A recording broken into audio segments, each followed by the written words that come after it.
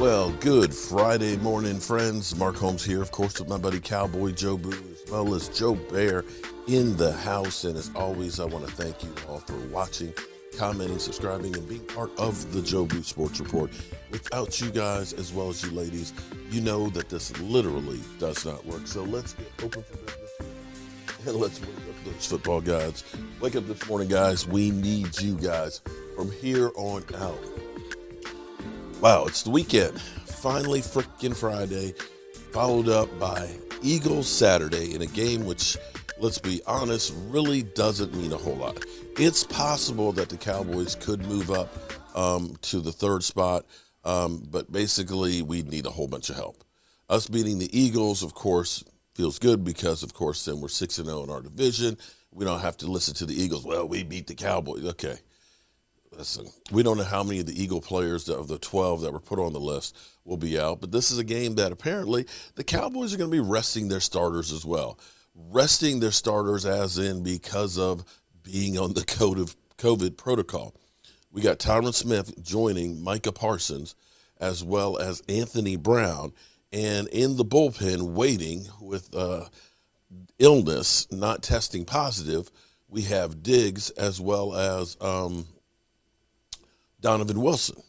So the majority of our secondary is pretty much shut in, along with the big guy, Tyron Smith. So it may be the Cowboys have to rest players because they have no choice. You know, last week, a week ago, Dak Prescott, being the team leader, was talking about New Year's Eve and going out and the importance of keeping yourself safe because of the big picture. The big picture, you know, the season. Playoffs are literally a week away. We don't know which day we'll play, Saturday, Sunday, or Monday, but you can guarantee it'll be in prime time. We need all hands on deck.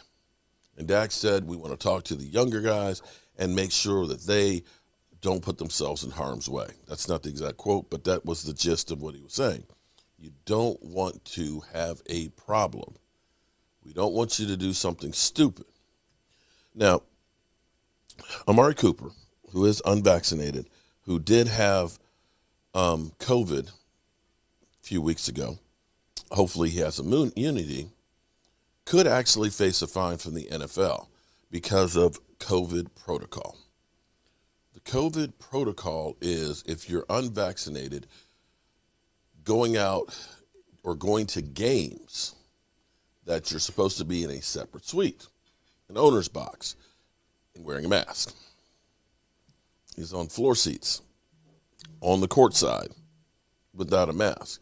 We don't know if the NFL will go after him for that or not, but since he's a Dallas Cowboy player, and since CeeDee Lamb got fined twice for a shirt untucked, it might be that they could go ahead and do that to try and set an example for him. I don't think that they will, but more than anything else,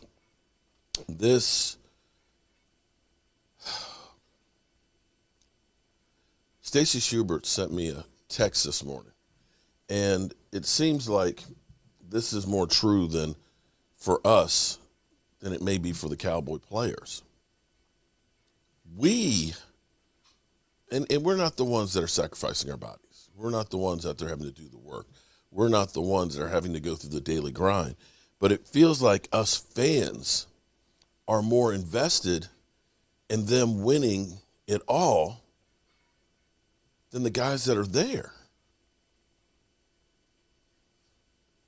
You know, in life, sometimes it's just a couple of seconds of indiscretion that alters your life. Just a second. Maybe it's looking down at your cell phone and boom, you're in a car accident. Maybe it's you've been in a bar and you've had too much to drink and you grab those keys. There's just a few seconds of indiscretion that can change the course of everything. And that's where we are right now. If you tested positive today, yesterday, even tomorrow, it's survivable for the team. If you test positive tomorrow, you can be back by Wednesday. That's great. But then, so Sunday, it's Thursday. You're missing practice time. If it's Monday, maybe you're back by Friday. If it's Tuesday, could be Saturday. You might be playing Saturday. If it's Wednesday next week, you're probably not playing. And this is the reality that the team faces right now, is we must get a grip on this. Now the thing is, everybody's dealing with this. We know that the Eagles have 12 players that are currently out, but they'll be back ready to go next week. This is an opportunity for the Cowboys to actually get an advantage over other teams by handling their business and saying, we're going to make sure we have everybody ready to go. And I hope that they do it. If you look at Bleacher Report, Ed Werder actually has a great picture breakdown of one of the things that Tampa Bay, that the Cardinals were doing on defense, showing blitzing up the middle, dropping everybody off, and basically ending up being a four-man rush. The rush, and I remember sitting here during the game and talking with DMV, because I remember the play specifically because Tony Pollard is out there, and it's Buda Baker coming from the outside. See, the design of that play was great because what they did was they showed all this congestion here in the middle. You've got all the linemen like, okay, we got to hold the middle of the field. They all drop out in coverage, and basically a Tampa 2, the ends and the pressure of the four-man rush comes on the outside, and you've got one-on-one with Buda Baker and Tony Pollard. Tony Pollard misses the block. Buda Baker, boom, gets the sack. And that becomes the conundrum. Everybody always says, start Tony. Tony needs to run more. Tony's got, man, Zeke is washed up. Zeke is done. And see, herein lies the problem. Right now, as a runner, it's not a question on whether or not Tony Pollard is a better runner than Zeke Elliott, because he is at this point. But the problem is as good a runner as he is, he's a liability when it comes to pass blocking. As good as Zeke is at pass blocking, he's not that great as a runner like he used to be. Some of that may still be a lingering knee injury. Some of that may be that he's hit that 4-year wall. That 4-year wall where basically running backs after that 4th year, that's the pinnacle of their career. They start going downhill. And there's nothing you can do about it. There's exceptions to that rule. The Adrian Petersons, the Frank Gores. But for the most part, after 4 years, they're just not the same guy. You can look at Melvin Gordon. You can look at Todd Gurley. You can look around at most running backs. After 4 years, they're just not the same. And the thing is I don't think that Dak currently has the escapability on that leg and that calf from that injury. So this becomes part of the problem for the Cowboys. And I think teams know if Tony Pollard's out there and he's blocking, boy, you got to get that pressure up on there because Tony Pollard's not the guy.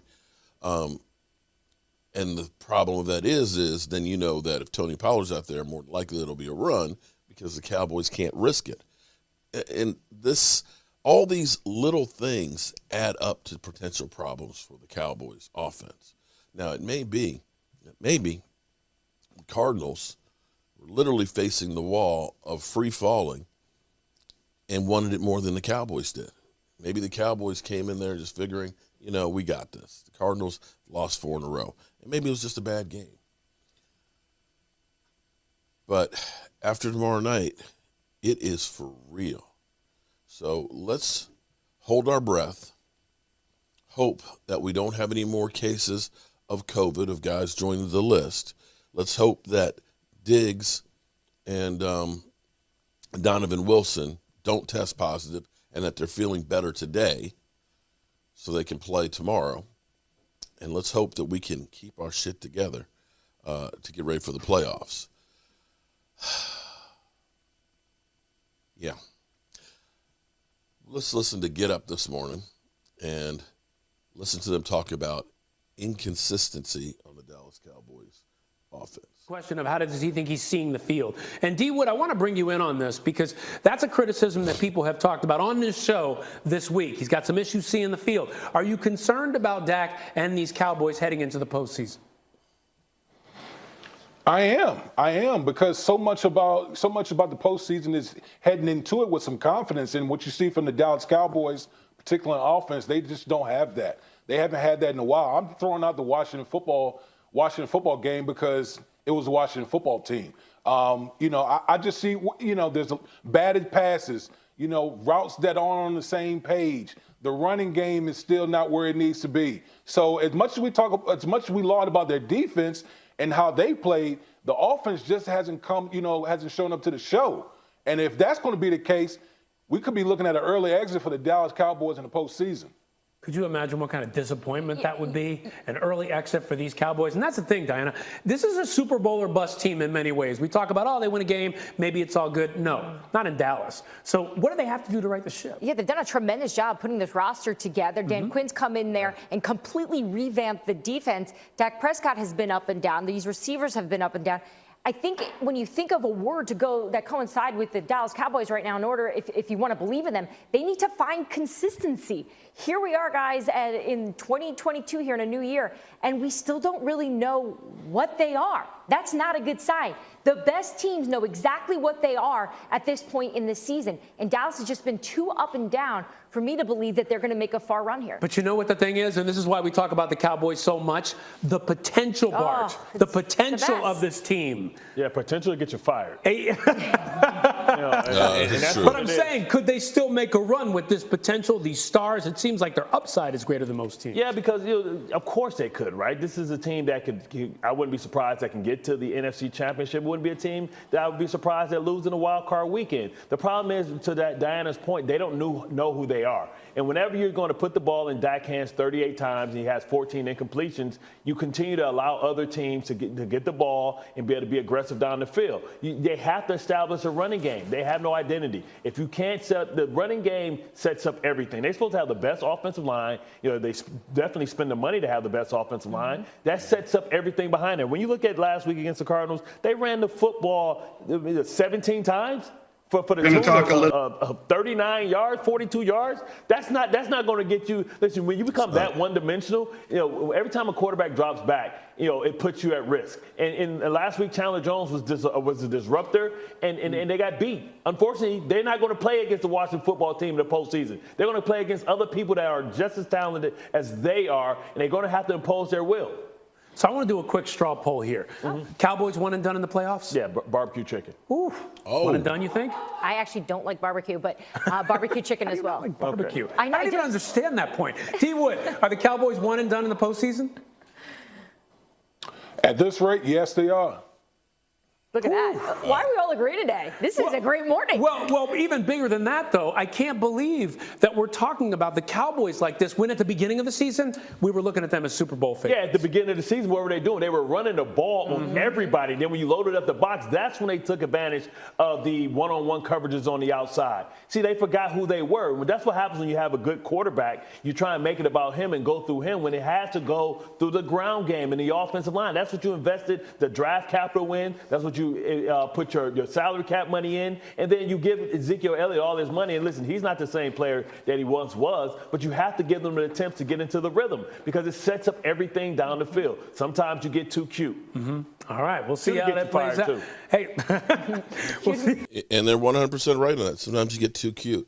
But the Cowboys, and not all of that is lack of effort. A lot of that is realizing we're just getting beat at the point of attack.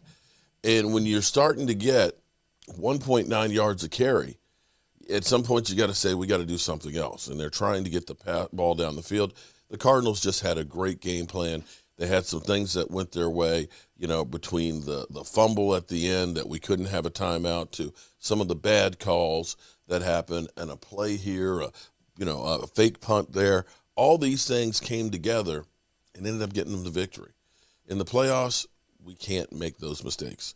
So with that being said, I got lots of work to do. I got to get up in the workshop as we get ready to. I'm rebuilding my workshop. I can't believe it. Getting ready to get the CNC machine up there. And once I do, boy, we're going to really be able to do some special things for you guys. But you know how we roll. It's time to get up out of here. As always, I want to thank you all for watching, commenting, subscribing, and being part of the Joe Boo Sports Report.